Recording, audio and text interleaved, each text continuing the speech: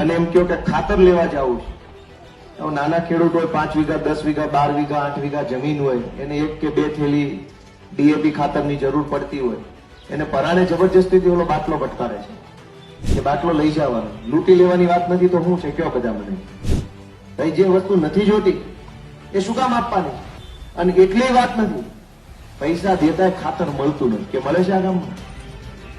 તમે વિચાર કરો બહેનો ભાઈઓ બધાય, કે ગુજરાતમાં દારૂ ઉપર પ્રતિબંધ છે, છતાં દારૂ ઘરે આવીને આપી જાય, હોમ ડિલિવરી ચાલુ. ખાતર ઉપર પ્રતિબંધ નથી, ખાતર તો પૈસા દેતાય મળતું નથી. પ્રતિબંધિત વસ્તુઓ ઘરે આવીને મળી જાય, ગામો ગામ મળે છે. જે વસ્તુ પર પ્રતિબંધ નથી, જે વસ્તુ ખુલ્લે આમ મળવી જોઈએ, એ વસ્તુ ખેડૂતને મળતી નથી. શું કામ?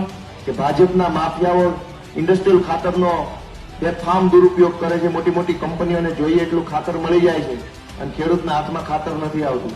આ કાળો વેપાર કોણ કરે છે? ભાજપના માણસો. શું કામ કરે છે? કેમ કે એને કોઈ કહેવા વાળો માણસ નથી. દારૂ મળે, ડ્રગ્સ મળે, પણ ખાતર ન મળે. આ પરિસ્થિતિને કોણ બદલશે?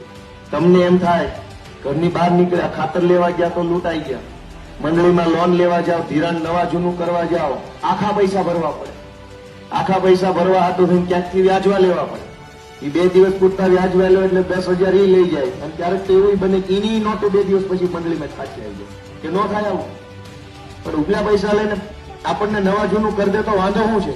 આપણે ક્યાં કામ કે સીમ મૂકીને ભાગી જવાના? પણ ઘરે હાર આપણું કામ ન કરે. શું કામ? લૂંટવા બેઠા.